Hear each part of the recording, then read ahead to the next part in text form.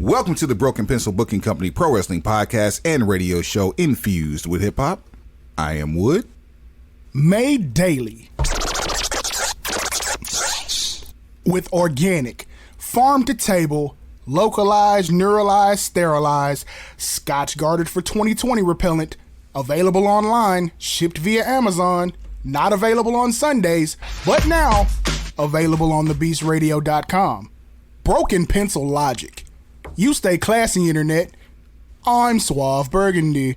My man Suave. What's happening? Yeah. I mean, you know, we outside like concrete, handling business, turning corners, counting chicks. Can I get your facial reaction for about 5 minutes while I drop some audio? If you must. Yeah, I must. I must on this day. What type of audio is this? Suave, do you trust your boy? Would I let you down in a recorded setting? You would set me up in a recorded setting. I would set you up, but I would not let you down. All right. Ladies and gentlemen, courtesy of Howard Stern. But I played a clip of you this morning where you said some things about Hulk Hogan that were unbelievable to me. You really do not like the guy because, and let me see if I got this right, Hulk Hogan would come up to you at appearances and tell you you're the guy, you're the man, he loves you. You know, he showed a great deal of affection. And then he'd even say, give me a call, we'll get something going. Then you would call him, and he wouldn't return your call. Is that the source of the argument? You're absolutely right, Mr. Howard, because the man, all intelligent wrestling fans around the world, especially match of the arena, Madison Square Garden, New York, and New York City, they know who was the champ when before that Hollywood Blonde Jabroni, Hulk Hogan, Iron Sheik. Right. So after I lost my belt to him, I'm getting so excited, I won't even stand up talk. And after I lost my belt to him, Mr. Howard, he come in the locker room. He said, Sheiky, baby, I love you. I owe you one. And after that, he never returned my call back. And another lie to me, he told me another lie. 2 months ago, I met him in the New Jersey. And he come, said, Sheiky, baby, I love you again. And he tell his jabroni puppet, he was my first manager, Jimmy Hart. And he tell Jimmy Hart, get the Sheiky number. We're going to use him for his show, reality show, whatever. Right. But I hope he have a little bit problem. He didn't call me again. That's the 2 times, Mr. Howard, he lied to me. All right, so he lied to you. But here's the thing. I know you consider yourself a man's man, which you are. You're a manly guy. And you even call people and stuff. But then you said in this clip you wanted to fuck his wife, Linda. Oh, no. Whoa. Please, sorry about that. You said you were going to fuck his wife, Linda. You were going to fuck his daughter. You're going to fuck him and his son. But that's gay. Mr. Howard, it must be you misunderstand. I mean, I really don't hate him that much. Right. So I'd say I'm going to fuck the Linda or his son or his daughter, but must be somebody misunderstand. I'm a family man. He's a family man. That's a cheap heat. So I talk about his wife or her daughter. That's right. You're saying you didn't do it? No, ma'am. I have a tape of it. I played it today. Is that right? Yeah. But must be with somebody else. But you I mean, for the Sheik? Yeah, I mean, Sheik, his son is underage. I don't think you can be having sex with him. Well, absolutely not. Right. Sam is her daughter. Right. Sam is his wife, Linda. Right. And I have a good friendship with his wife and his daughter. But Robin, I never say anything bad about his wife or her daughter. Must be somebody misunderstand. But I don't like Hulk Hogan himself. Right. But I'm a Shia Muslim. You know, all country, we don't talk about people, wife, and daughter. But you did it. Must be something was wrong, Mr. Howard. You got all worked up, maybe. Must be maybe I was not in my mind, or maybe. Did you lose your mind and say you want to have sex with men? No. Why do you say you want to fuck Hulk Hogan himself? himself. Well, maybe I can do that himself, but not his wife, not his daughter. I mean, I'm going to fuck him up differently. That means beat the fuck out of him and suplex him, put him in the camel clutch, break his back, and fuck his ass, and make him humble. That's why I said it. Right. But besides that, I don't want to talk about his family. That's a chip in. Shake. You're another one I heard. You're going to be in my list sooner or late. Shake. But you say you want to fuck Hogan in the ass. Sheiky, baby. Gay. I know, but I... that's enough. That's come enough. on, bro. How was starting to get us canceled? There's a really good chance that piece of audio we just listened to doesn't make it anywhere. That is courtesy of Howard Stern's show from about 9-10 years ago. I don't know the exact date, but it's definitely from the Howard Stern show. I got to give credit where credit's due for educational purposes only. If you are listening to this or if you're watching this, we are recording this on Wednesday, June 7th. Year of our Lord. Year of our Lord. I said year of our Lord. Year of our Lord. 20 and 20. Tree. Wiggle wee convenient, bring me your dinner bucket. Let the church say. Amen. On this day, we lost a treasure. A national treasure. Yeah, he's one of those people that I really, really strongly would say protect at all costs. Predominantly known throughout his wrestling career as the Iron Sheik, has passed away north of the age of 80, which is a definite full life. Factual. That man, there was a time in my childhood when I look at certain people on TV and was genuinely in fear for my life from seeing some of the things that they did. Blade Runner Rock was one of those. Who else? John Nord, the Barbarian in Mid-South. Oh, okay. And specifically, you afraid of the Berserker? Specifically in Mid-South. Okay. All right, I got you. Yeah. Lord Humongous. Pause. Right. Also specifically in Mid-South. Okay. There, but for during the time that the Iron Sheik was on everybody's TV up to 4 times in a weekend. Don't forget he was in a cartoon. Rock and wrestling. That man was easily the first heel, the first bad guy that I went out of my way to laugh for, because he was so charismatic and so emphatic in his hatred for the US of A.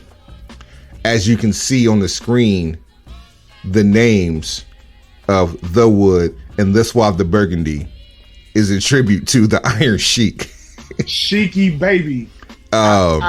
I hate that because of my age demographic, I didn't get to see in real time probably his greater contributions to the business as far as an in-ring perspective. When I see him and I'm actually able to digest what I'm watching, he's towards the end of his career. And then I get the Colonel Mustafa. Yep. Now I know who the Iron Sheik is because I watched that cartoon as a kid, but I didn't see the title reign in real time, or the transfer to Good Try Terry, or anything that predates that. Let me ask you a question. Actually, I'm not going to ask you a question. I want you to tell me, okay, an organization, a wrestling company in history, just randomly. Oh, just any company. Any company in history that you revere to be as a great company. Just name one. ECW. ECW is probably the only place that the Iron Sheik did not show up. Give me another one. World Class. He was there. Okay. Give me another one. Continental. Yep. Wait a minute. Let me double check. Let me double check my history here. Do your So the funny thing is, he said his first manager was Jimmy Hart. So it's very possible that he may have done a stint in Memphis for a brief moment in time, if that's the case. Because up until about 84, 85, Jimmy Hart was only in the mid-southern territory. Keep going. Give me another one. Another wrestling company. I know for a fact he was in the NWA, so there's no point in me saying that one. Not just the NWA. Jim Crockett, Georgia Championship Wrestling from Florida. And Smoky Mountain. It wasn't in Smoky Mountain. Guess where he started? Portland. Might as well had. AWA. He was in Minnesota. Well, shit. Yeah, he different region, but yeah. Yeah. same cast of characters, different region. But yeah, part. I mean, AWA, WWF, Crockett, Mid-South, Florida, Georgia Championship, back to WWF. And then of course we can't forget he was probably one of the first people to break kayfabe in the news as he and Jim Duggan got pulled over. That's an episode of Dark Side of the Ring waiting to happen. Duggan and Sheiky baby getting pulled over together doing coke is like that story's gonna live forever. Facts. In a 100% facts. In a self-professed crackhead. A self-professed recreational crackhead. There's no such thing as recreational crack use. World Wrestling Council. So he was in Puerto Rico getting live. Of course. Who doesn't go to Puerto Rico and get live? And of course he was in WCW briefly. Right. Even went to UWF International for a bit. But to the newer generation and the casual fan, Sheiky Baby is a professional wrestler who's not known for professional wrestling more so than he is his social media prowess. Fam, you already know how we feel about casual fans. Do you know no, dead serious. Do you know that online in the comment section where all logic goes to die, there has been a groundswell in the use of the word casual, and they used it in a similar context to the way we've been using it the entire lifespan of this show, which is like now in our 60th year. You know what I'm saying? When someone says something that's like, it's not important, or it's what's the phrase I'm looking for? Relevant. Say something. Yeah, it's not relevant, or it's an uninformed opinion. The response is like, you must be a casual. or you just say so, you're regurgitating something you saw or heard on sports talk radio or something from ESPN. And so they're no longer adjectives, they're now nouns. Right. Fuck out of here, man. Yeah. Like, you must be you must be a casual, or thanks for letting me know you're a casual. It's like all that type of stuff. So yeah, we influence the culture one way or the other. I mean, man, listen, Sheik was so heavy on social media with being in tune to what's going on now that when Sheik might have had social media popping before Matt Hardy did. No. Remember Matt Hardy, when he got fired from WWE, his whole resurgence was due to social media. Before 2005, 2006. So in the Sheik documentary, he gets online. We got to see exactly when that date is, but like because he broke loose on YouTube. Ah, that's right. It was YouTube. That's right. Twitter. That's right. So yeah, because Twitter didn't pop in 2008, 2009 anyway. But this morning when I got the news, shouts out to Big Brother Jake, Dave House, aka Dave Mansion. I know he's gonna be listening to this and watching this because that's his guy. When he first came over from the UK, this WWF and WWF was his wheelhouse. So I know he's gonna be paying attention to this. The first thing I did was go to Twitter, not to find out if he passed away, to find out when the last time he said "fuck Hulk Hogan." Was it less than 24 hours? 48. See, that's what I'm talking about. Stay true to the game plan. If that's what we own, that's what we own. All day, every day. Literally to the death. And literally to the casket drop. Yeah. Do this with it. Do this in real time, Suave. Get on Twitter, get on Iron Sheik's Twitter, and look at the last 2 to 3 tweets that he posted. He actually did one, I want to say it was either yesterday or late Monday night. All right, pulling up the Sheik tweets. Let's see. It's kind of weird that, you know, the Sheik's account is retweeting the announcement of his passing. Yeah, that's morbid. that's just wrong. Pivotal role.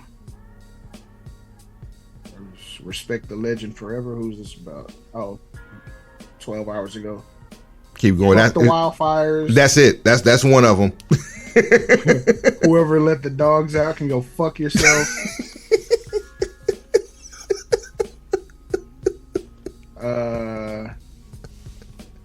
The top 10 finishers is a jabroni list without the camel clutch.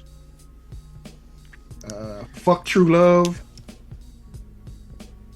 That man is a gem. Facts. Fuck, and I cannot stress this enough, the Monday. Fuck the rhythm and the rhyme. And the rhyme. 2 days ago, so fuck Hogan. Yes, love it. Yeah. So, without saying, this show is dedicated to the life and times and the memory of one Hussein Khosrow Ali Vaziri, aka the Iron Sheik, aka Colonel Mustafa. Sheiky baby. 10 bell salute to end the show. I would have started with it, but I figured the Stern clip that it's rightful. And that man was. I mean, you say dark side, and sure that the Duggan situation is a dark side episode.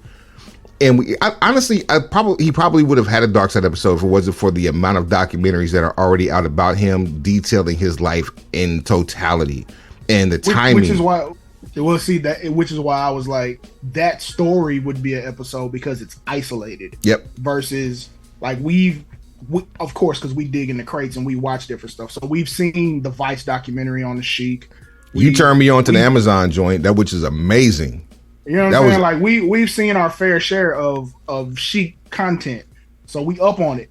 Yep. And it explains a whole lot, like how he got into like basically social media, like resurrected his whole situation. Yep. It made him relevant all over again, which is very cool to know how that happened and who helps him out with it. And then you get to see, he's very honest in all of the documentaries we've seen. He's extremely honest. He takes responsibility for what he's done or hasn't done, and it makes it a lot more enjoyable to have somebody who's not trying to rearrange the narrative. Even though he broke kayfabe by telling us his story, he died with the gimmick. How often do we see that these days, especially with him being in the 80s?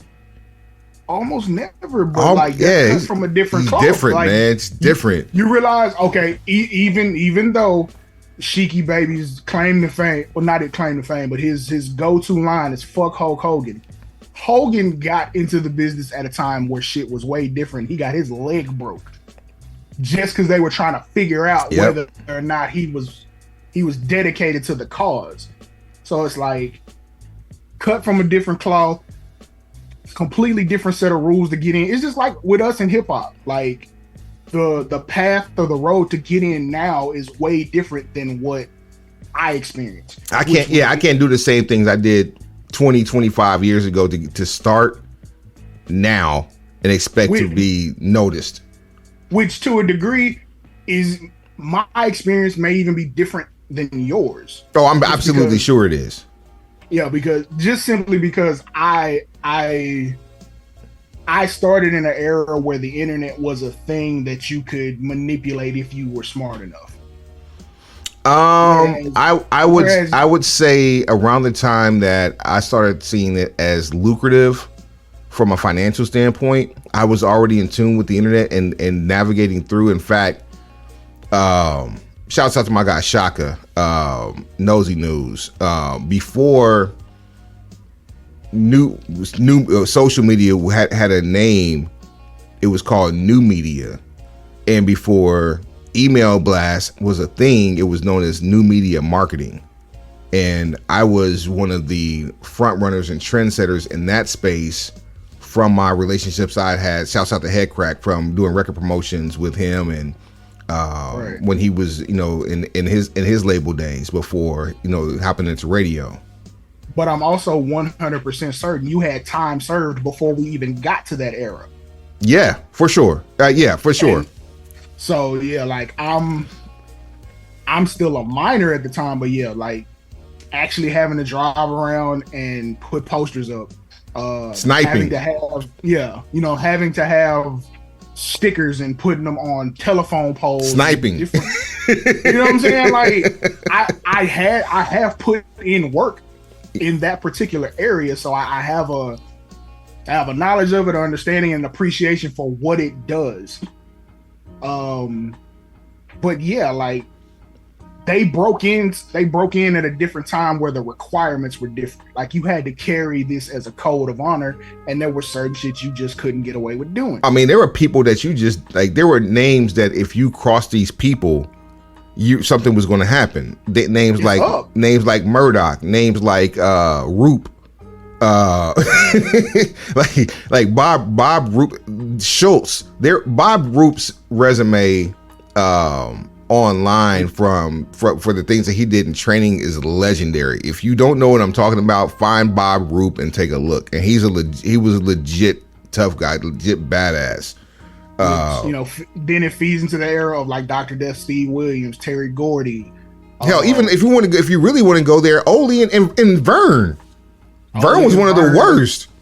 Even though we don't fuck with this guy and his views on life and certain people, Bill Watts, same thing. Yeah, he was like, if you were a wrestler that got into a fight and you lost, you were fired. You were fired. You didn't come back. Yes, it. Yep. Finito. You gotta find a whole new territory. You out of here. So like, if somebody try you in public, you got two options: leave or leave them on the floor. Somebody is walking away without a job. If y'all get into it and y'all can't squash this gentleman, and the word gets back, somebody was going without a job. That's the era that Sheik came through. In fact, let me take a look, because I'm interested to see what time he was actually in Mid-South. 81 to 82. It was a short run. It was one of those. So a lot of times when you had a name come through a territory, it was usually for like either a quick program or 90 to 120 day stay, and possibly a spot show. Yep. You just needed something, and something big on the card so you could fill out the venue. And then they usually would trade talent, and so it looks like this man, old school Forbidden Door. It was Forbidden Door for the younger viewer, the younger listener. When local television would show a particular promotion, if that promotion wasn't home based in the city that you were watching it in, chances are what you're watching was 2 to 3 weeks old. Easy. And if that were the case,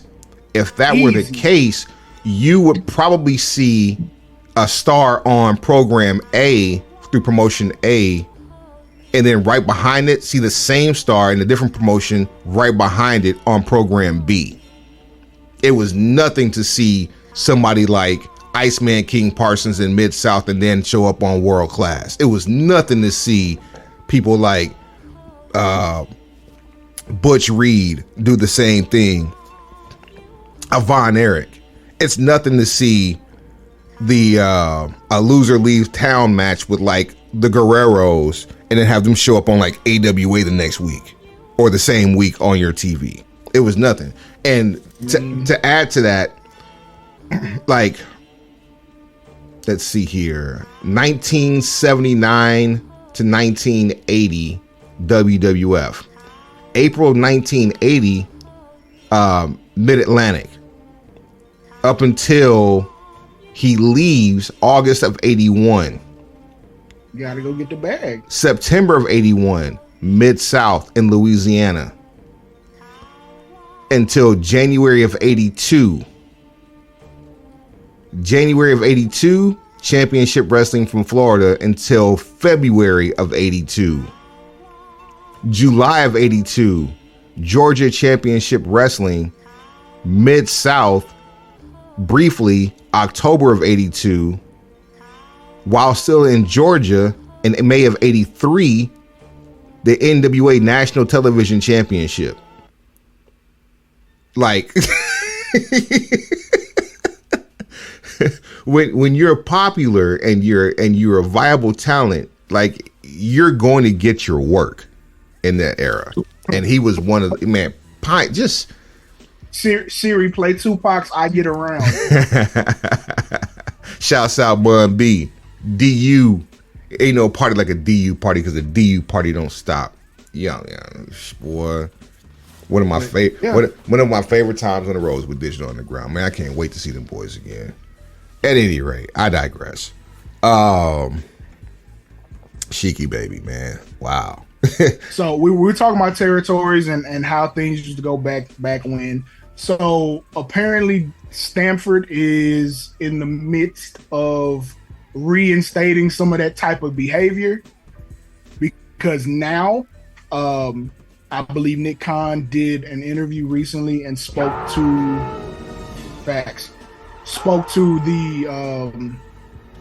the idea that WWE will book a venue, and part of their booking that venue is there can be no wrestling 6 weeks before or 6 weeks after.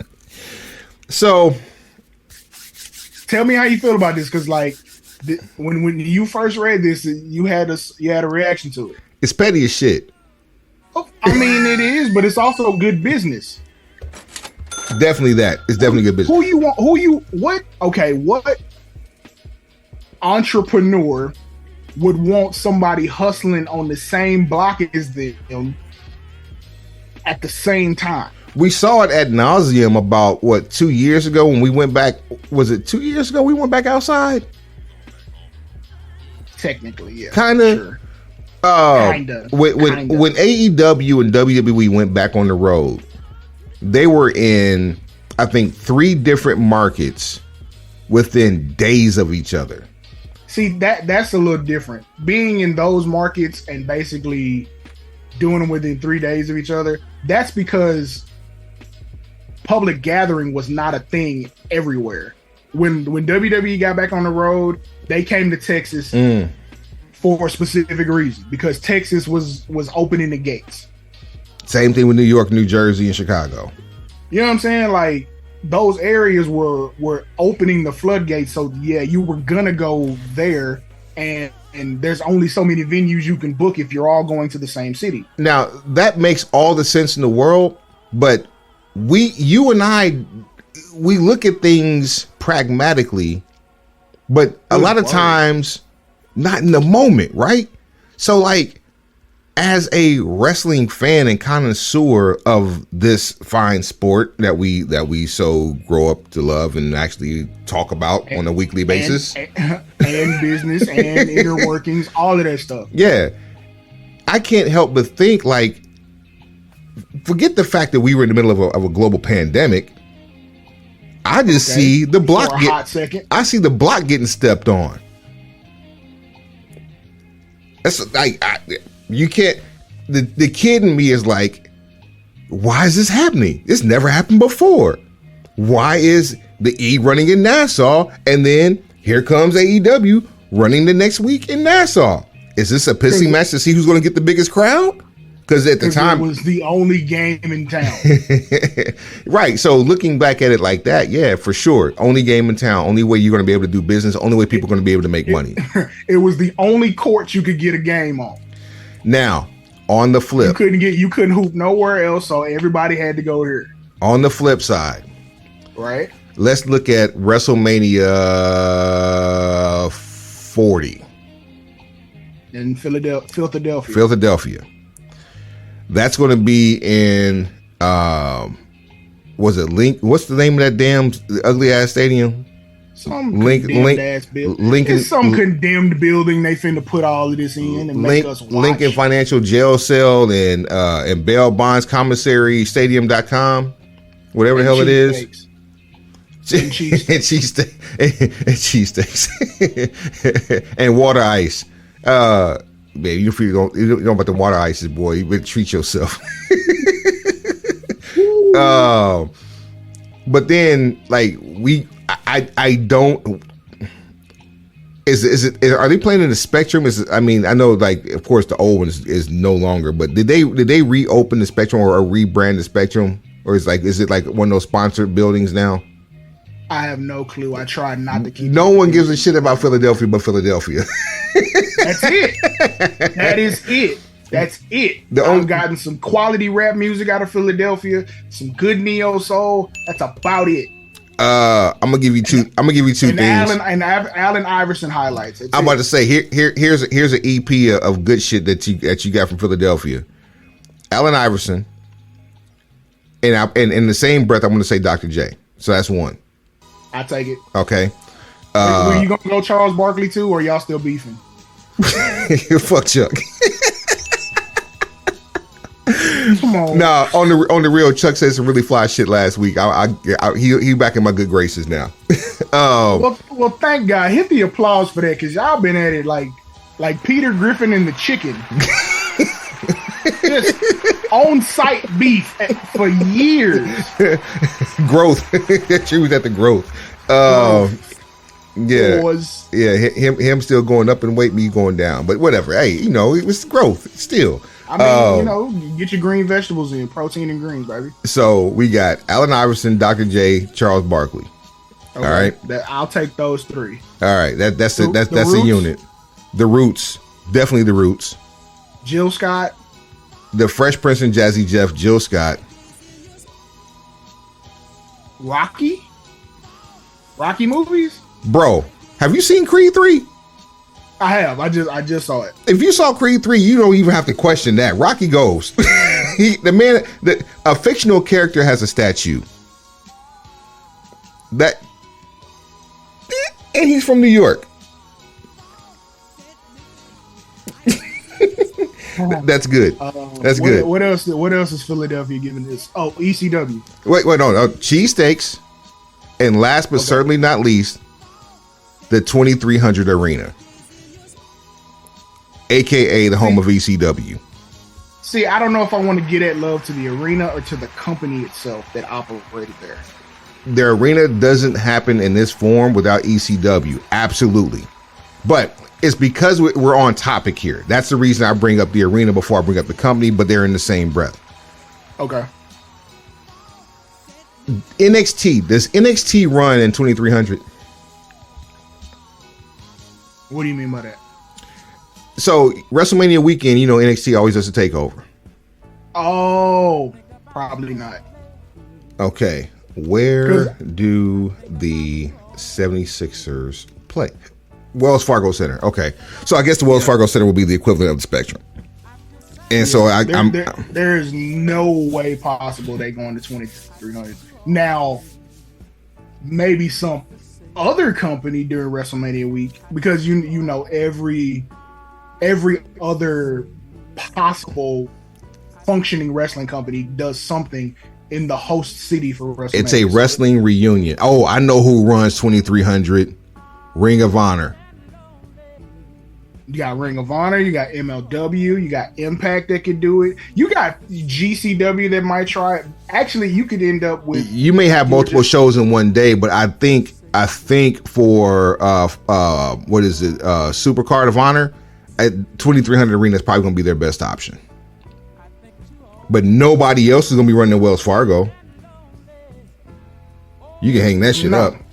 No, because that caveat's in place, and I would honestly say that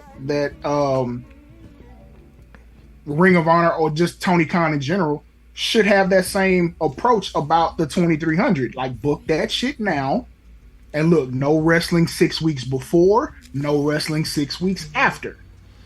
That's gonna kill GCW. So. So our money ain't in the, our money don't go to the same account. So unless we finna do some shit that we have some shared money, don't give a damn what venue you run or how you feel about me running this or how many weeks you gonna have to wait. You just ain't finna get in with I'm here. So does no wrestling mean absolutely zero? Absolutely zero. If a nickel bag gets sold in the corner, I want in. That you want it to go one way, but it's the other way. My name is my name. See, yours goes ding ding ding ding ding. Mine goes ding ding ding ding ding ding. It's not the same. It's not the same. Yeah, bullshit. Bullshit. Bullshit.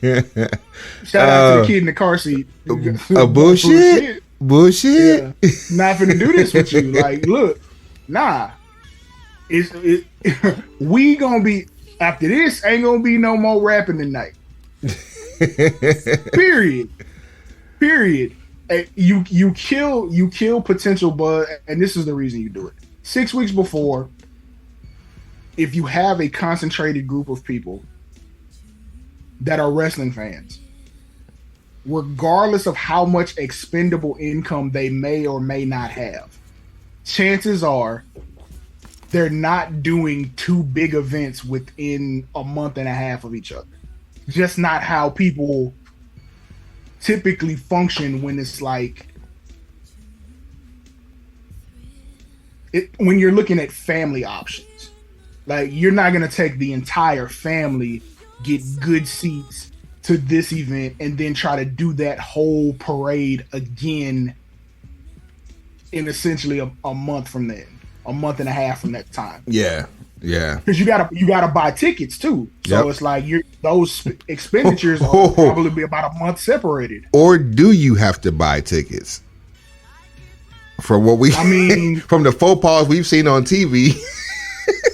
If you don't have to buy tickets, then chances are this is going to be a last minute decision, meaning you probably don't have the same list of responsibilities that maybe a family man might have. Like, you have a girlfriend or a wife or a significant other, and you can either go with them or you can fly solo. In that respect, you can pull up for this event, pull up for that event, run around here, run around there. Or if you just happen to be like us, and have a full-fledged show that's out here doing, we getting that snowball effect.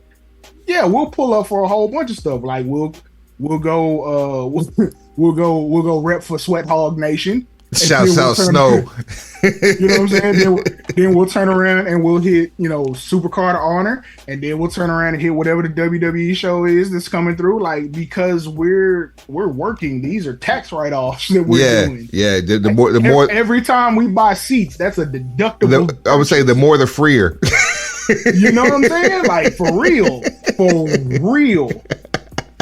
Like, look, I'm finna have to gas you up. No, I don't even have to gas you up anymore for us to start really dropping out on front row seats just because. Yo, so sidebar. I need the deductions.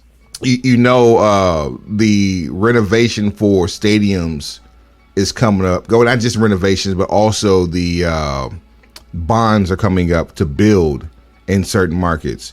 Oakland not being one of them, unfortunately. But Nashville. 10-3-5-7. Nashville has been stated or slated to get a new stadium possibly around 2026, and WrestleMania wants to throw its name in the hat for either around that time or 2027.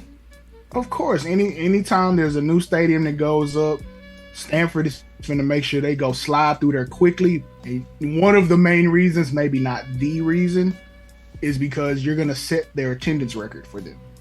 Boy. Every time. That's going to be the bar, straight up. Like the only thing that threatens that is a soccer tournament. Specifically the World Cup. So technically, like when they did 103 at 32, yep. Here in DFW, when we get the World Cup, that's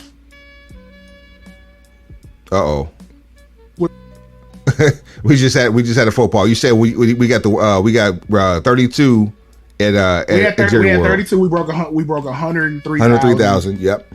Or according to their numbers, it was 103,000.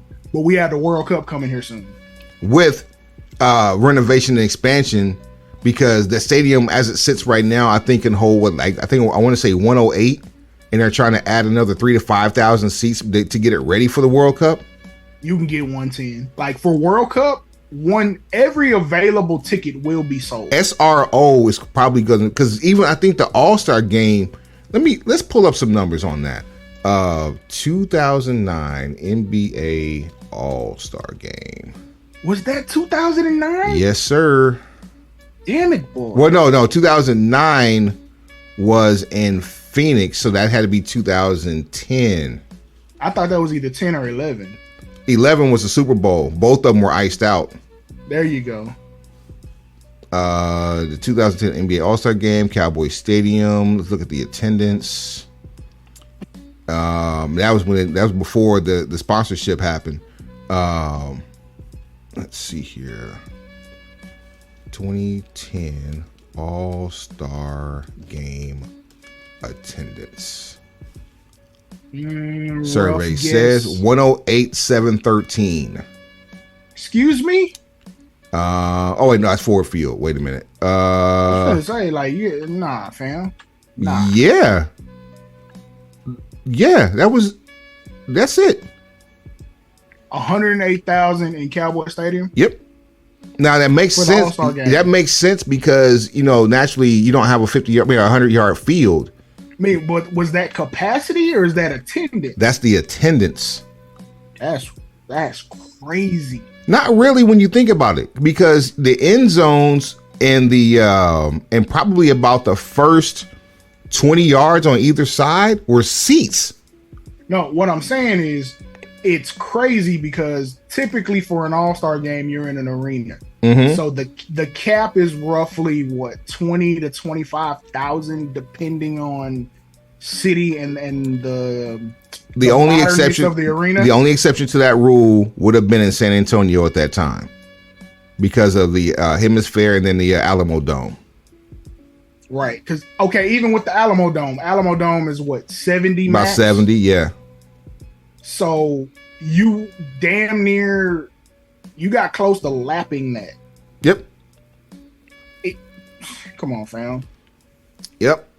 Come on, bro. At any rate, we get it. I guarantee. I'm almost willing to go out on a limb and say we get another WrestleMania before 2030. Oh, I'd be willing to drop a leg on that one. Let me see here. Probably that's what he told her. I might be ready to drop a leg because New Orleans got 2 and 5 years. It took us 6 years to get a repeat. Because it took us 32 to get the first one. Yep. Damn it, boy. Cold lick, shawty. Cold lick. Let's see. So I would probably venture to say 44 or 45 is probably going to be back here. I can see it. Question. You think they go international before we get to 20? Okay. Not only, I was going to do a mixtape of this one simply because of the conversation. Okay. Wouldn't it be some shit? Now, this is going to be the most expensive one if they do this, but wouldn't it be some shit if WWE decided to run the Egg Dome?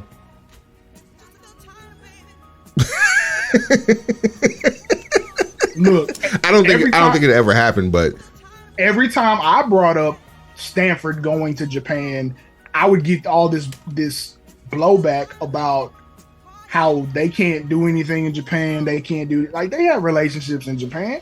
If they wanted to do something in Japan, they would, because they did what's the equivalent of like a televised house show in Japan with some classic matches that will never hit TV. Facts.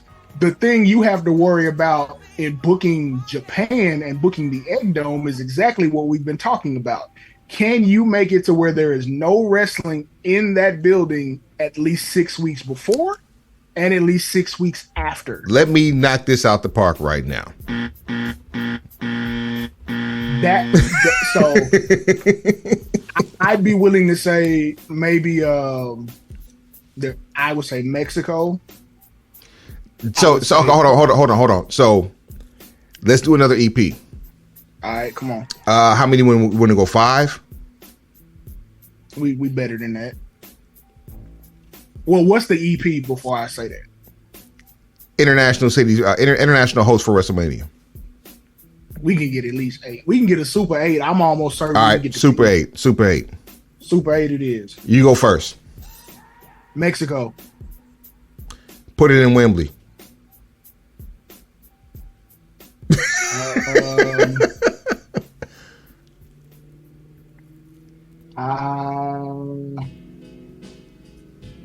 Where do I want to go next? Australia. Sydney was going to be my choice on that too. I tell you a fun one for everybody. Rio. Ooh.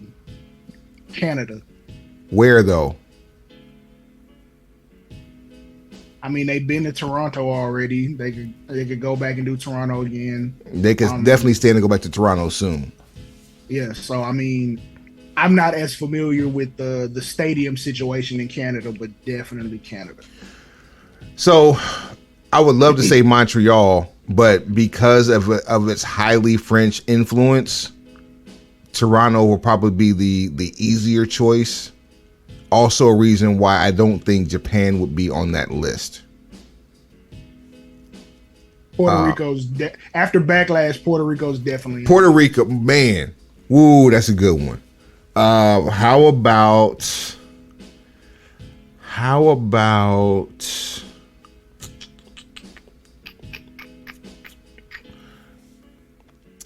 Are we still over in Germany? The U.S. Army? We saw bases in Germany, right? I think, but I'd have to Google that or ask one of my connects. I think a USO WrestleMania would be fire in Germany. I can see all these tributes to the troops. Why not give them the ultimate spectacle? I hate to backdoor your entry with this one, but I mean, this is almost a foregone conclusion. Saudi's getting a WrestleMania. Saudi Arabia's getting a WrestleMania. I don't care what you can say, whatever you want to. They're getting a WrestleMania, and it'll be after that project that they have going on right now. Once that's finished, they're getting a WrestleMania. Period. So far we have Wembley, we have Saudi, we have Sydney, we have Toronto, we have Mexico City. Mm-hmm. We have Rio. That's 5. That's 6. Cardiff, Wales should have been on the list off top because they already did $70K there for a PLE. So close enough to the UK. That. You could probably do it in 3 years, like a 3-year stretch. Give it a break and then go back in 3 years. I like Cardiff. We can go, but you know, honestly, I would rather see a Clash at the Castle every year than see a WrestleMania there. I'm more than fine with that. I don't have to have it be a WrestleMania. It's just somewhere that we know they can pull fans. If you can do 70 or more, chances are you got it. Puerto Rico opened the door on international, and now Money in the Bank is going to be like the 3rd litmus test in less than 12 months. The O2. You know what I'm saying? And I know the O2 going to be lit. And I know they always are. They always are. Ooh, Ooh, Suave, you know what that means? What that mean? Saturday afternoon wrestling, dog. See, now that may be the only reason that you don't get a WrestleMania in Saudi, is because nobody wants to watch WrestleMania that early in the day. At least I don't. Shit, we watched the Olympics. You don't? I have the option of going back to watch the Olympics whenever I want to because of the cock. Pause. Yo, I don't have to watch the Olympics in real time, and that's usually something that only takes place with the summer games. Sidebar: did you see the somebody posted a tweet that said HBO Max is now Max, Peacock, it's on you. I did see that, and I'm just like, I mean, we look, yet again we contribute to the culture. So, whether you like it or not, we in here. Radio waves invade in more ways than one. Whether you like it or not, we need one more. I mean, look, Japan just has to be the outlier, but I don't see why Japan wouldn't work. The only way I feel like it wouldn't work is if the Japanese government was like, we don't want all these people that don't live here to be here because you got germs and shit. Yeah, because I ran into a few people that went to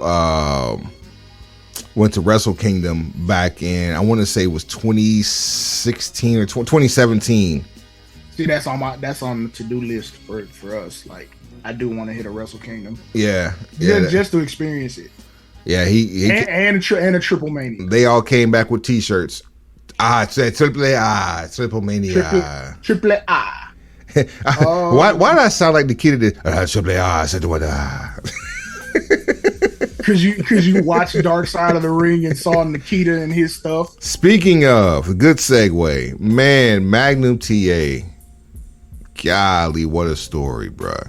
Maggie TA.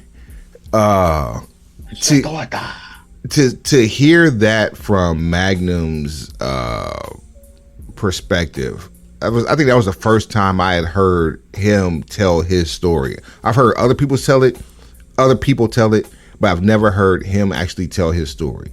That was some riveting shit. It's a story that needed to be told. Like, when you don't whore certain things out, it makes it that much more impactful when you do it correctly.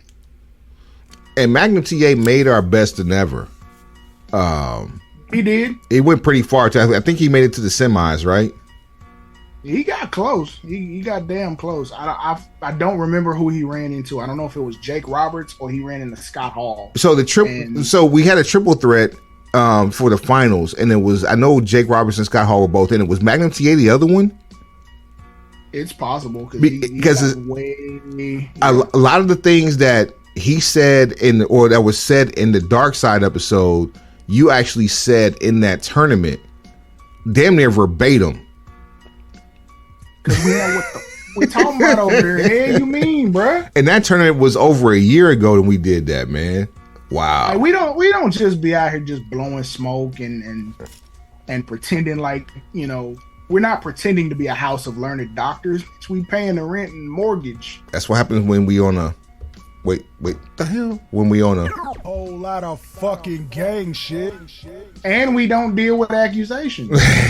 That's one thing we don't deal with. We don't deal or put up with accusations, and most definitely not false accusations. Thank you, Rose. Tell him, Ross. Let's get back on the agenda here. But just so everybody knows, that's not a new thing about, you know, booking a venue and putting time constraints on who can book that venue before and after. Like, it goes back to the territory days of wrestling. Hell, concerts do it now. Like, because it just makes sense. Like, if you have a big show coming to that venue and somebody runs that venue a week before, because you're dealing with audiophiles and concert goers and people who want to be in the mix, you've eaten up all of the real estate. and you'll probably end up shorting the show because people decide, okay, I can't make this one because of this activity. Let me go to this show. Concerts are a little bit different ball game, because as opposed to putting stipulations on the venue of who can't run where, these motherfuckers bought the buildings. House of Blues was looking at you.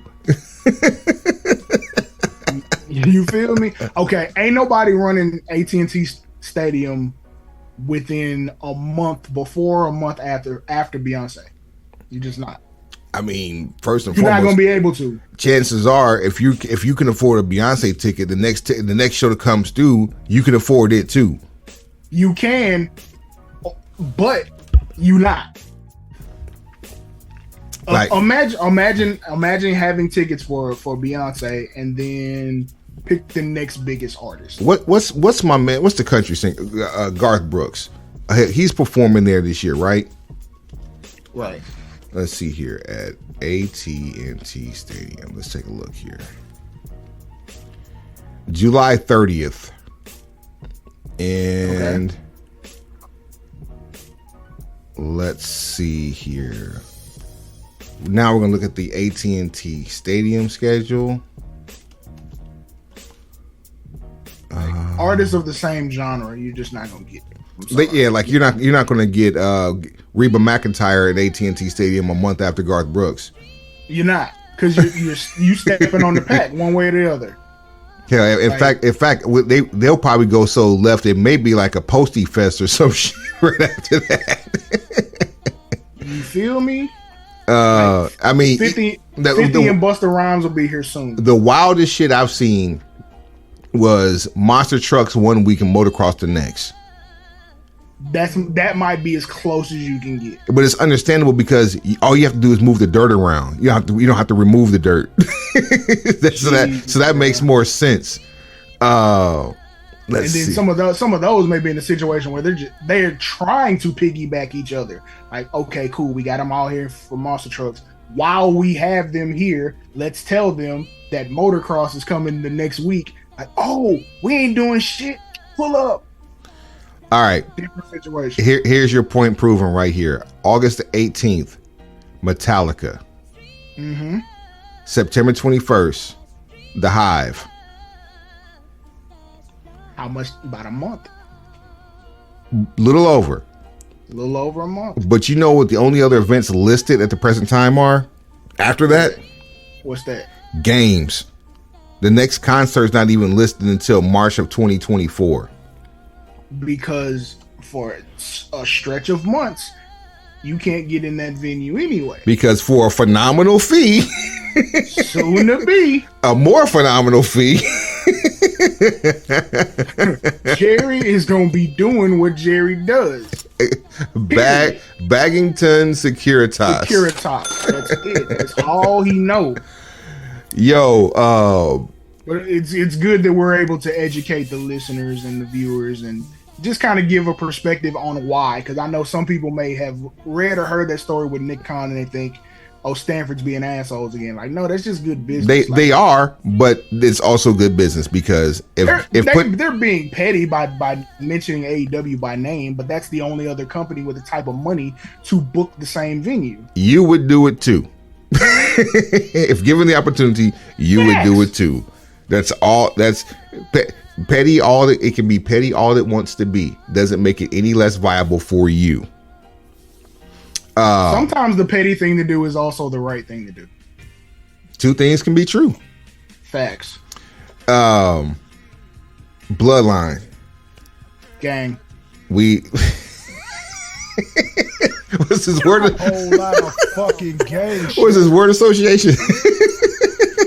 You know what? We should actually start playing that word association, pro wrestling word. Yeah, broken pencil word association.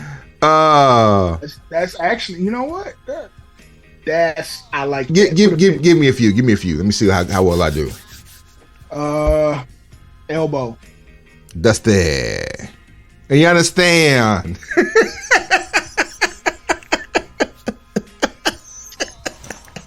Jesus.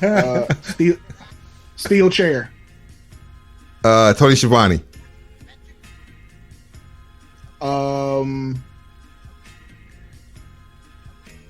What's another good one? Manager. Jimmy Hart. And the only reason I said his name first is because we mentioned him earlier. Gotcha.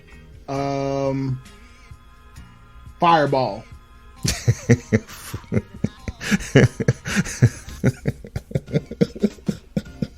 I almost went Sheiky, baby.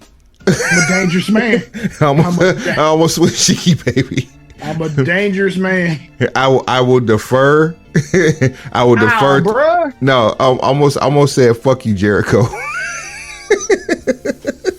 He's not. He just started throwing fireballs. No, the first name that came to mind was Lawler, but I almost said fuck you, Jericho when you did that. Lawler would have been the correct answer, or Ultimate Warrior from Halloween Havoc '98. Oh no. A good try. Terry gave a good try to some flash paper, and it did not work. That whole reuniting with Sting did not go well at all. There was not one semblance or resemblance of the Blade Runners whatsoever, or Power Team USA. I'm glad he didn't get a whole lot on him. It wasn't gonna work, bro. Like, Sting went on to do some stuff the right way and cashed out. It just wasn't. It's one of those things, like, when we sit around and kick like fantasy booking, you think that's something you want until you actually get it. And it's like, Bro, do you realize that Sting's wrestling career started in 1984, 1985, and he probably had the most fun in his career doing the least amount of work from 1996 till 2015? What a stretch. What a damn stretch. Oh, that Crow Sting. It's almost like, Kobe has two separate careers, one wearing 8, one wearing 24. Fro Kobe. You cannot forget Kobe with Adidas, Kobe with Nike. Fro Kobe is you can put them both on 2K across the court from each other and battle it out. These are facts. But there's definitely like two careers with that. Definitely. Yeah. Bloodline. You said gang. I did. They are, but the mushing of the face from Jimmy Uso, golden. The spike from Solo, hard. I don't know what it's going to take for WWE to be nominated for Emmys. That's another one for the Bloodline. That's another win for the Bloodline. And then the fact that we have interest from I guess we'll call them a third party that's internal, about wanting to join the unit. So there's, I guess the first way to handle this is to say there are reports, and I feel like these are uneducated guesses. I shouldn't even call it a report. I don't. Well, hold on. Are you about to talk about what I think you're about to talk about? Probably. God. Probably so. But apparently there's the story floating around that the end game of this Bloodline storyline is Roman Reigns is like a superhero face. I don't doubt that part, because everything always does have to come full circle. He may not be a heel forever. And I do feel like the Bloodline has unlimited potential if they're all together as faces, because they were literally the most popular thing going on as heels, and even when Sammy was a part of the group. So I feel like if you give them microphones and let them take up 10-15 minute segments at a time, I feel like they're gonna deliver the same way, whether they're heels or faces. So those like great character moments on television, and just like genuine laughter and really great storytelling and like Easter eggs and nuances. I feel like you would get that regardless of whether they're heel or face. If you keep it a whole thou wow, Sami Zayn in the Bloodline, Culture vulture, getting kicked out of the Bloodline, culture appropriation, and winning the tag team championships with Kevin Owens inherently keeps the tag team championship in the Bloodline, because without Sami being in the Bloodline, none of that happens. It all starts with Sami getting in the Bloodline after getting his ass handed to him by Johnny Knoxville. Without that, Sami Zayn is not a tag team champion with Kevin Owens. What a difference a year makes. This has been my Fred talk. But for those of you who don't know what we were talking about before we went on this small tangent, there's a social media post that was made by Roman, something referring to the Bloodline. And a response was posted about someone basically wanting to join and had already said that they were willing to acknowledge their tribal chief. This person being your tribal chiefness. Yeah, your tribal chiefness, and he spelled tribal, I think, with an EL at the end. Yep. Tribal. But Ron R-Truth Killings has thrown his name into the hat about being a member of the Bloodline. I am 100% for this, because you think Sami had people breaking character on television? R-Truth cracked Brock Lesnar on Monday Night Raw live. Not once, twice. Two times. To the point that Lesnar reportedly said, I like him. I want to work with him. Oh, I hate that Truth got hurt, because like, can you imagine Truth and Cowboy Brock, just the conversations that they would have with each other? Can you imagine Confederate Army sympathizer R-Truth with Cowboy Brock? Hell no, I don't want that. I didn't want it when I saw it. I'm good. But you know R-Truth would do it again. You know he would. Even if it's just for one day. I know he could. I know he would. I know he would be good at it. The answer's still no. All right. I'm good. Okay.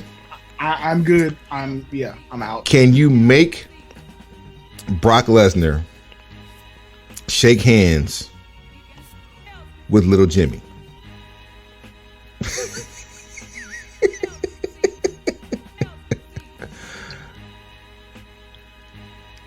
No. I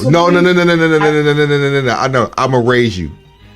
How long before Brock Lesnar F5's Little Jimmy? That's too far. You might as well be wrestling a blow up doll if you're gonna do that. Like, invisible people, like, no. Don't Kung Fu Kenny him. Don't do that. I'm just saying, fam. Like, wrestling invisible people and blow up dolls and children, like, I'm good on that.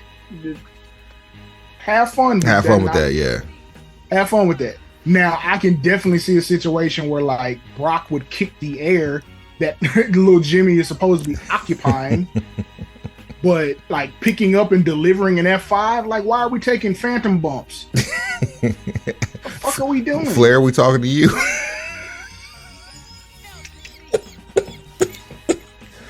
No, Flair's never done it to an invisible person. Now, he's elbow dropped a couple of suit jackets, but, like, there's just a line, like, R-Truth is talented enough to have made Little Jimmy work.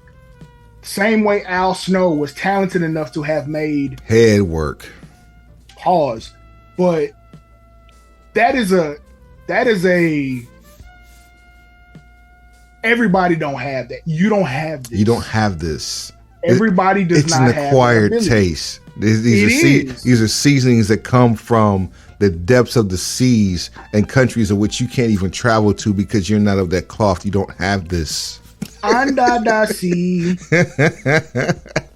I'm saying, like, you can't get these prawns at your local grocery store. You got to have somebody that knows somebody that just pulled them out the water. Man, it's just part of life. On the milk carton report, so we got R-Truth, who's still injured but wants to join the Bloodline. I think that's hilarious. Did we report that about Braun Strowman? Braun Breaker rather, being injured allegedly. Because we talked about it because I talked about it was like the wrist, the whole wrist situation. Yeah, you thought it was the wrist. So apparently, if Braun's throwing out challenges, maybe he got a second opinion, and that second opinion worked in his favor, and he's just gonna tape it up and keep going. So I don't watch NXT anyway, so then I don't really know what be going on. I just happen to I catch word about it afterwards. The highlight of NXT by far, feud wise, is Melo versus Breaker, and Breaker lost the last match to Carmelo Hayes, but has been on the internet asking for a challenge of Seth Rollins' newly acquired World Heavyweight Championship. I don't see this as a problem at all. I don't see it as a problem to challenge him. Here's the issue. As World Heavyweight Champion of a brand such as Monday Night Raw,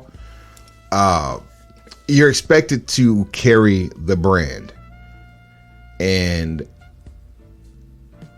sure, Seth can do good business. The problem is right now, we're back on this.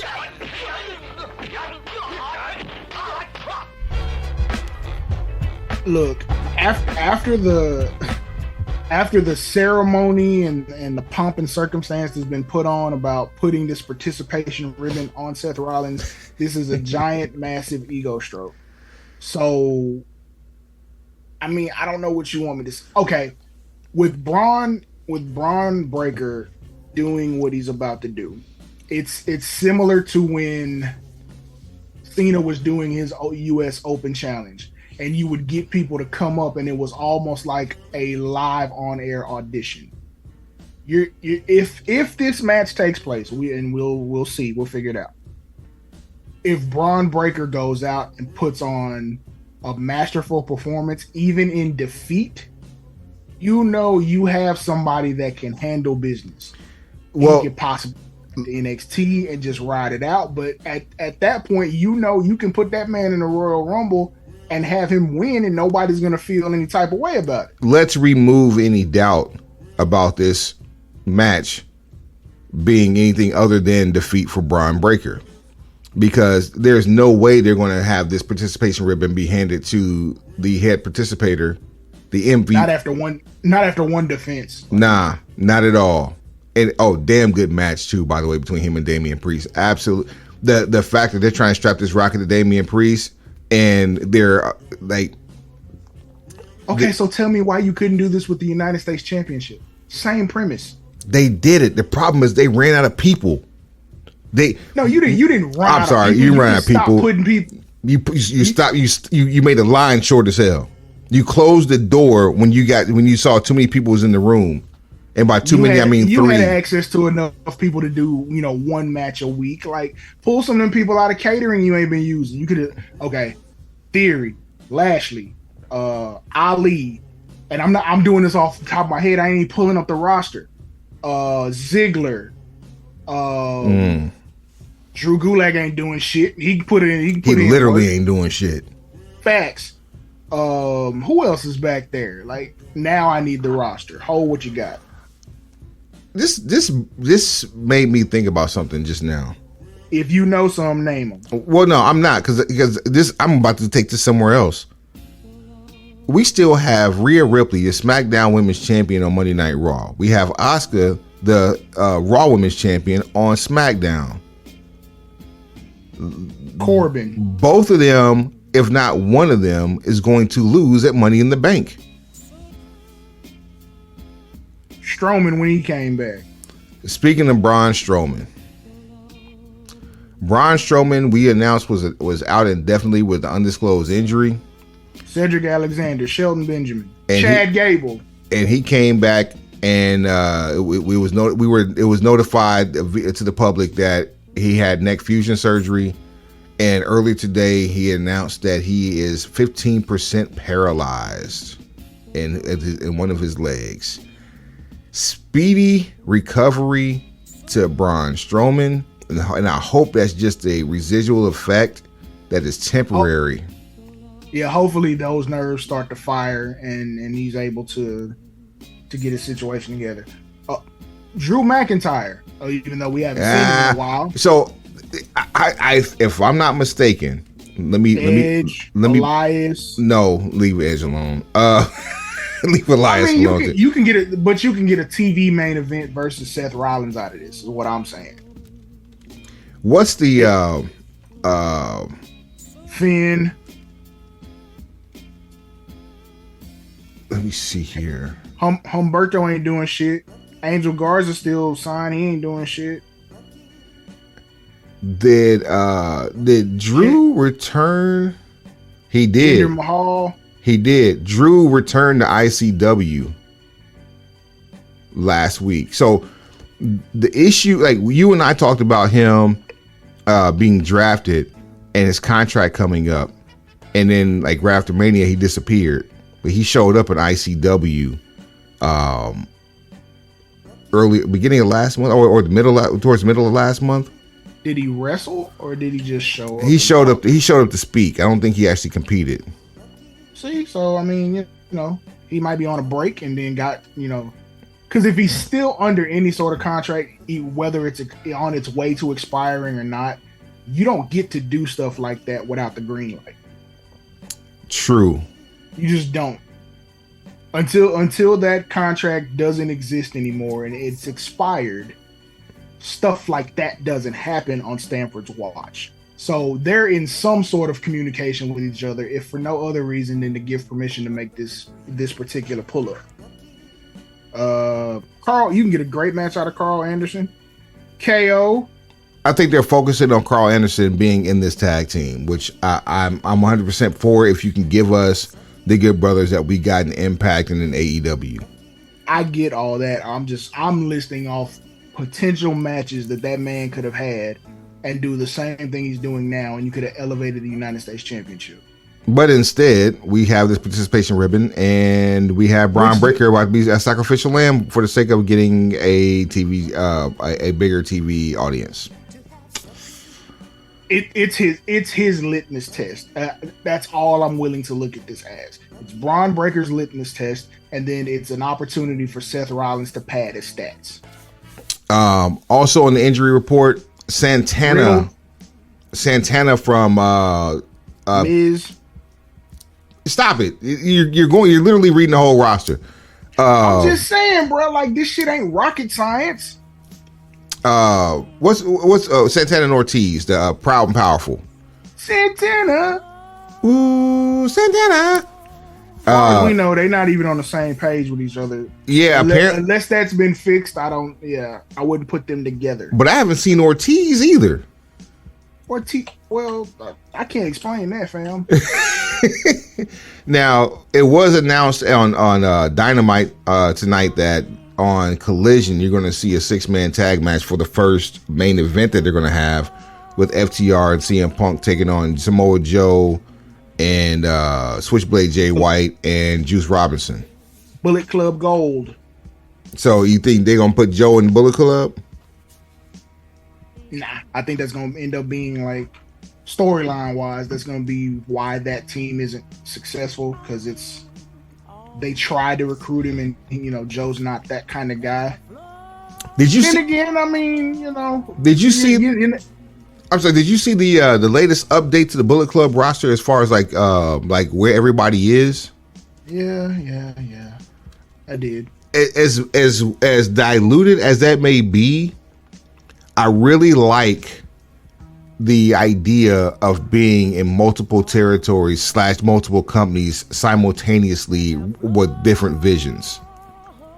Yeah, we've kind of fantasy booked that before. We even thought about like, what if the Bloodline was spread out across, a couple of different promotions, because which organically they are. Yeah, organically they are.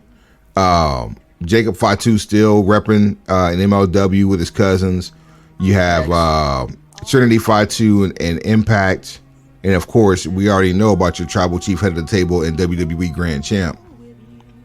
How about that whack ass belt? And that's what I was like. Seth's belt, now that they've shined it and he's getting to wear it, looks amazingly better. And by comparison to the shit they gave our champ. Seeing the participation ribbon. Yeah, one job. And then you had time to craft this custom singular universal title belt for the Grand Champ. It reminds me of when the pandemic hit and the TNT Championship was being crafted, and Cody had the shell of the belt before it was finished. Right. That's what Roman has, and that is quite unfortunate. So, Pete, there have been several fan renders of potential belts that could have been better. Almost all of them were better.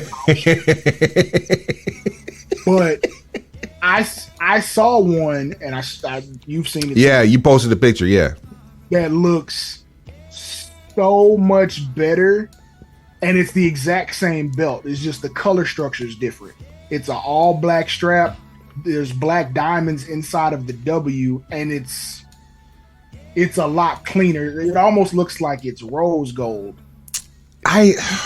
Fire. But you're right. That render is amazing.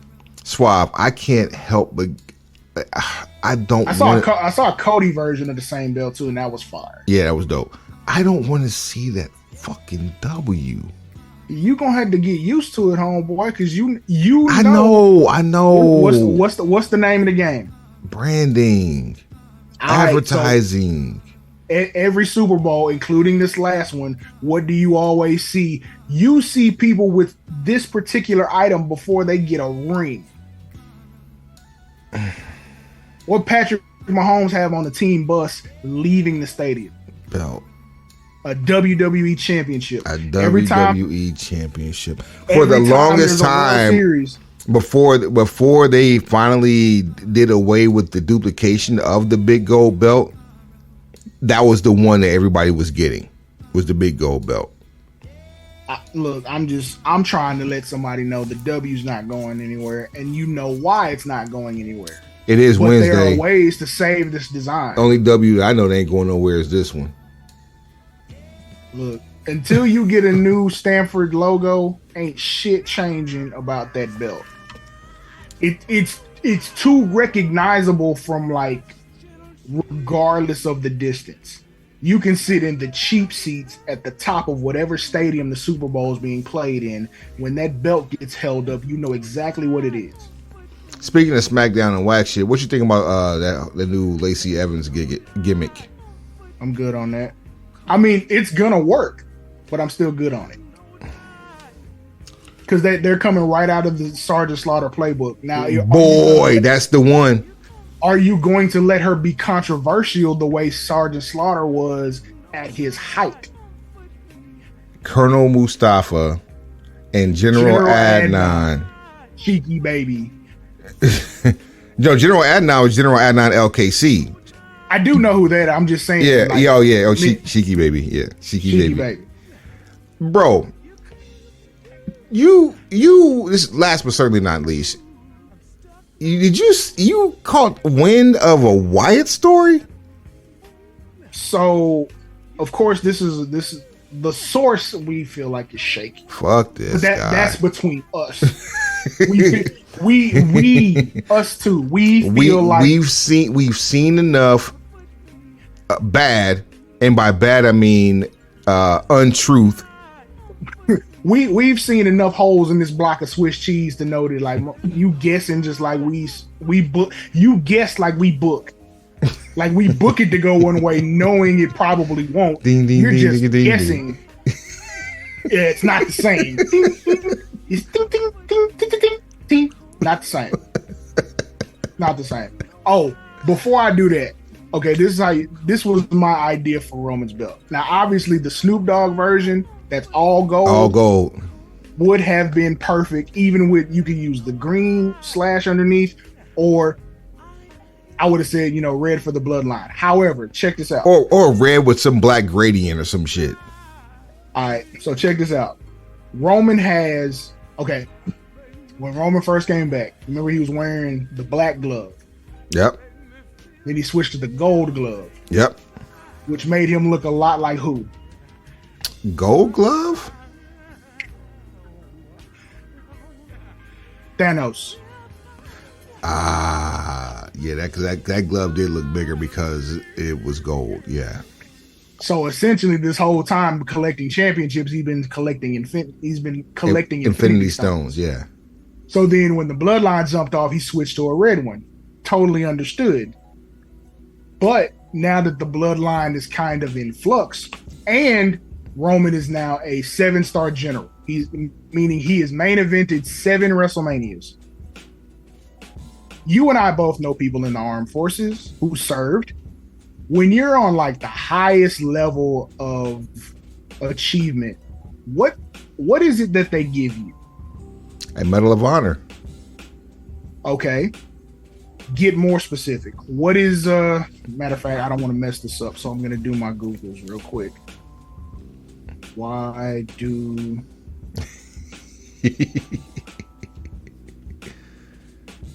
So we're talking about general, like 5-star generals, stripes, medals of honor. So yes, it is a Medal of Honor, but it's presented to service members who have been wounded as a result of enemy action while serving. Oh, Purple Heart? Yes. So this is why you take the same belt, you make the strap purple and the slash underneath the W.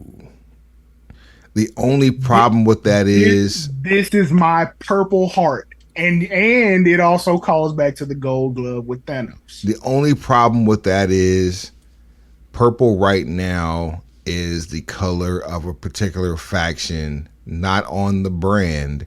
Now, if you really want to get outside, you could be like, fuck that brand. fuck that faction because they're not on the brand. But didn't Heyman get into bed with that faction? Yeah, he did.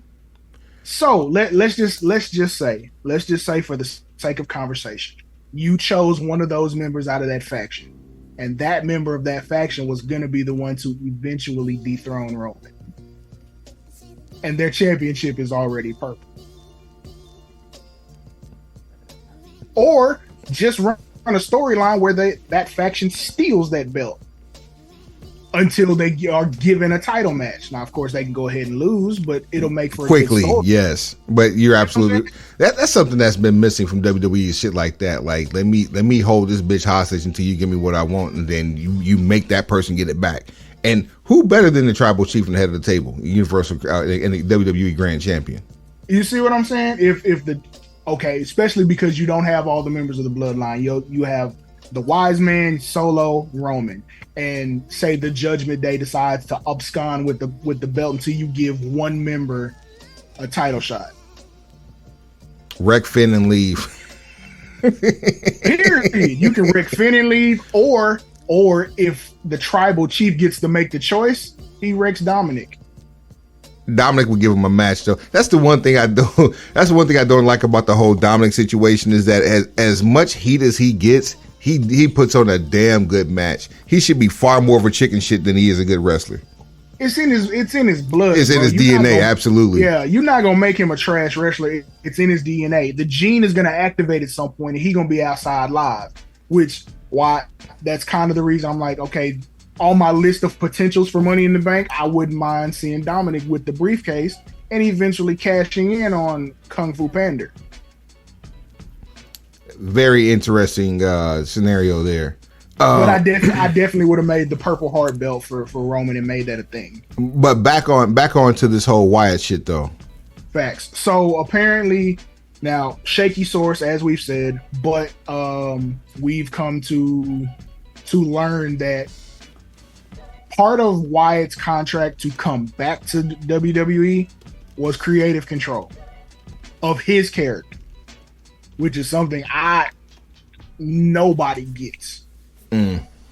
So that, but it's also one of those things. It's a contract that was signed while the chief executive officer was on a sabbatical. Vincent Kennedy probably would have never agreed to that and would have never signed that. Right. However, yeah. You feel me? So Bray was smart enough to kind of get in while the getting was good, but because he's had that creative control over his character, there were certain things he didn't want to do. He wanted to continue the Uncle Howdy route, and I guess the Wyatt Six and all the things that come with that. Where I guess Stanford got to where, like, we don't really like this direction. We want you to bring the Fiend back. He didn't want to do the Fiend anymore, so that's how the WrestleMania match got scrubbed.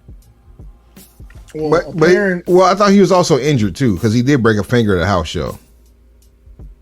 Finger didn't keep him off TV before. Yeah, there you go. Bro, you put tape on a broken finger and a splint. Shout out to Main Event Jay. So, from what we're reading, it's a situation where then we heard about his one of his hand selected writers got let go. So then that was another issue. So now, after he's apparently taken care of his medical issue and had time to, I guess, figure out his future, they've come to a consensus or a happy medium to where they compromised. And now that they've compromised and they have something that both of them can live with, even though neither one's getting exactly what they want, Bray Wyatt's return to television should be imminent. Don't know if this is true at all, and especially, like we said, because of the source, this shit is... He's soon to be... It's a coin flip. He's soon to be less appreciated than CM Punk if he does show back up on TV. The bloom is off the rose. And Absolutely. I've been as much of a fan of him and his type of creativity, but like we passed. We off that. We passed giving passes. Yeah, we off that. Show BrokenPistolBC.com, BrokenPistolBC@gmail.com, at BrokenPistolBC on all things social. That's at BrokenPistolBC on what? Everything. Do me a favor, y'all. Look, right here. You see that? Like, share, subscribe, and rate, review. Most importantly, because they say subscribe is the most important. I think sharing is because sharing is caring. Sharing is the most important. Share, subscribe, like, and rate. All that. Join the gang. Gang green. Join the gang. Look, the colors. You see all your favorite wrestlers are rocking gang colors these days. You see this, right? Man, have you seen the uptick in broken pencil green out here? Listen, Natty has never worn anything but pink and black. All of a sudden, she wants to use this? LA Knight on the most recent SmackDown. Yeah, let me talk to you. The Outcast, Samoa Joe. Who else was there at the Miz? Johnny, Tommaso Ciampa before he went out. No, at the Ring of Honor pay-per-view that was here. Was it? It wasn't Colt, was it?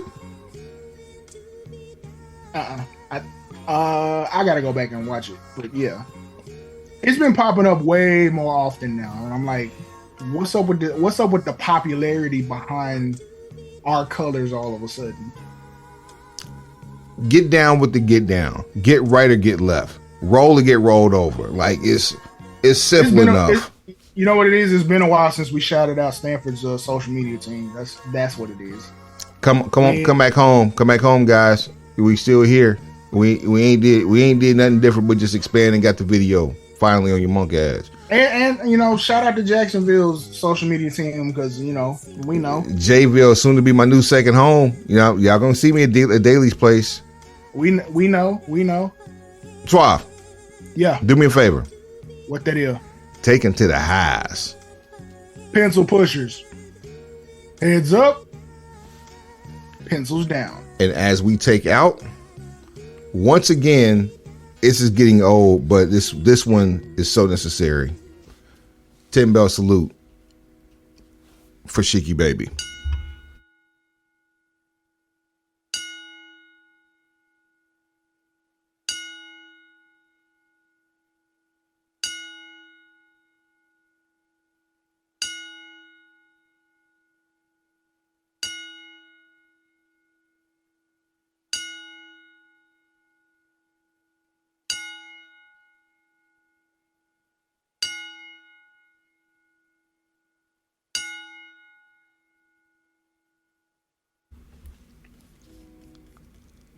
I humble you.